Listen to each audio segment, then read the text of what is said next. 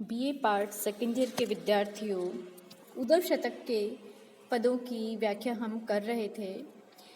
उसी क्रम में हम आज 2 पदों की व्याख्या करेंगे। पद का मैं पाठ करती हूँ।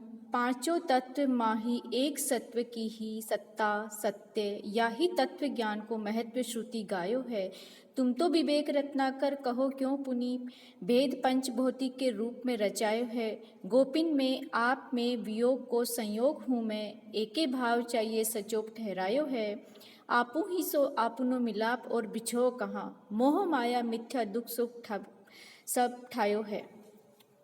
आपको विदित होगा विद्यार्थियों कि इसके अंतर्गत प्रसंग है उद्धव और कृष्ण दोनों साथ साथ बैठे हैं, दोनों घनिष्ठ मित्र हैं। कृष्ण इस समय ब्रज के वियोग की व्यथा से बहुत अधिक व्यथित हैं। उनका हृदय है वो पीड़ा से सरोबार है और उस विछोह की व्यथा से उनका हृदय निकल नहीं पा रहा है।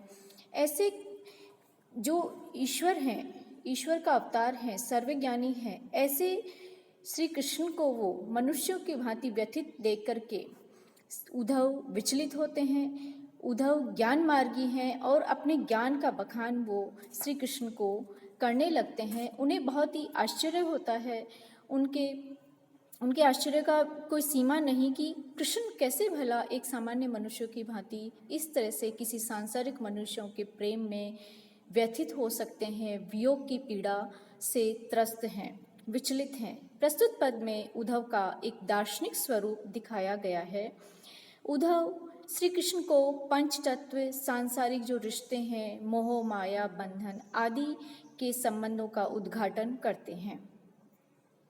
श्री कृष्ण से उद्धव कहते हैं कि पांचों तत्व माही एक ही सत्व की सत्या है। पांचों तत्व अर्थात वैसे तो कहा जाता है कि ये संसार है, ये शरीर है, पंच भौतिक तत्वों से निर्मित हुआ है।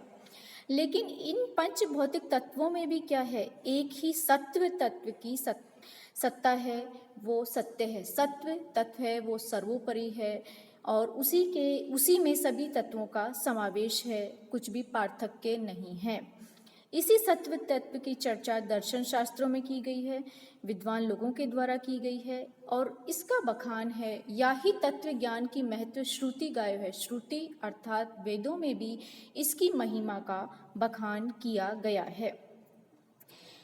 तुम तो विवेक रत्नाकर कहो क्यों पुनी, भेद पंचभौतिक के रूप में रचायो है। यहाँ पर कवि रत्नाकर कहते हैं कि उद्धव श्री कृष्ण से कहते हैं कि आप तो विवेक रत्नाकर, विवेक का भंडार हो, विवेक का सागर हो, फिर क्यों तुमने भेद पंचभौतिक के रूप में रचायो है। अर्थात श्री कृष्ण स्वयं साक्षात परमात्मा का रूप है, सारा ज्ञान उनसे ही प्रवाहित होता है, उनमें ही समाहित होता है। तो फिर जो ये पंच तत्व भेदों का भेद बताया गया है, उन भेदों की स्वयं उस ईश्वर ने, कृष्ण रूपी ईश्वर ने उनकी क्यों सृष्टि की है, इतना भेद विभेद सृष्टि में क्यों उत्पन्न किया गया है। भाव यह है विद्यार्थियों कि जब एक सत्व तत्व की ही महत्ता सर्वोपरि है, वही सर्वसिद्ध है, वही सर्वश्रेष्ठ है, तो फिर अन्य तत्वों का भेद भ्रम उत्पन्न करने के लिए क्यों संसार में ईश्वर के द्वारा रचा गया है।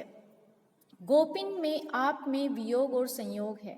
यहाँ पर उद्धव श्री कृष्ण के जो मार्मिक दशा हो रही है उन पर अपने दार्शनिक ज्ञान की छाप छोड़ते हुए कहते हैं, उनको समझाते हुए कहते हैं कि परमात्मा ने जब सभी तत्व एक ही हैं तो गोपियों में आप और आप में गोपियां समाहित हैं। संयोग और वियोग दो दशाएं नहीं अपितु एक ही दशा है, कोई पार्थक्य नहीं है, कोई भेद नहीं है, सब एक ही भाव पर और एक ही तत्व पर आश्रित हैं। इस तरह से जब अभेद की दृष्टि में एक तत्व, अभेद की दृष्टि में जब एक तत्व समाहित हो जाता है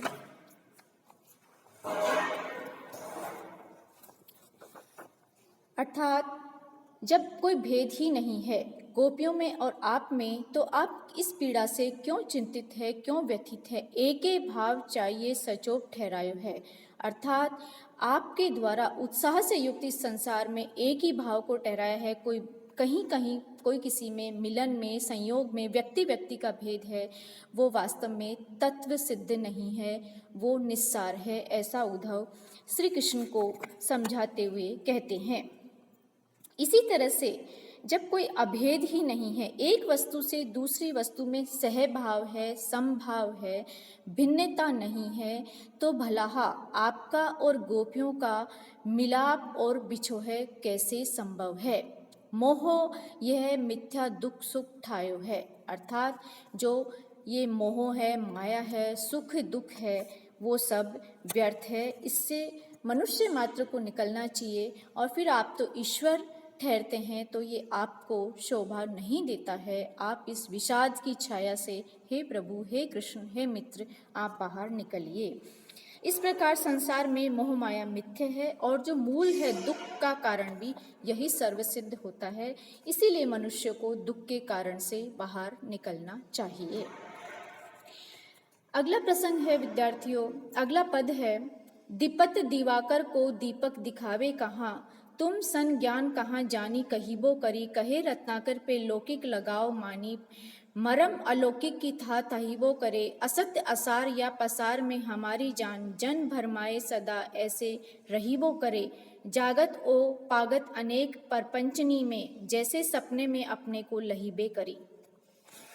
उसी क्रम में उद्धव को एक सन्मित्र की भूमिका निभाते उद्धव अपने मित्र को बराबर समझाने का प्रयास करते हैं कि श्री कृष्ण जैसा एक विराट पुरुष है, जो समस्त सृष्टि का कारक भी वही है, संहारक भी वही है, और सब उन्हीं में संलिप्त हैं। तो कहते हैं कि उनको बारंबार अपनी उस सार्वभौमिक सत्ता की स्मृति दिलाते हुए कहते हैं, श्री कृष्ण की आप एक विराट पुरुष हैं और सारे रहस्यों का आपको ज्ञान है। जैसे दीपत दिवाकर को, दिवाकर अर्थात सूर्य को दीपक दिखाना व्यर्थ होता है, स्वयं प्रकाश का, ऊर्जा का एक पूंजीभूत स्वरूप है, भला वहाँ दीपक की क्या सत्ता है, उसकी क्या विसात है। उसी भांति श्री कृष्ण तो ज्ञान का भंडार हैं और वो विराट पुरुष हैं, समस्त ज्ञान के ज्ञाता हैं। तो भले उन्हें सांसारिक रहस्यों से या दार्शनिक तत्वों से परिचित कराना या उनको समझाना सूर्य को दीपक दिखाने की भांति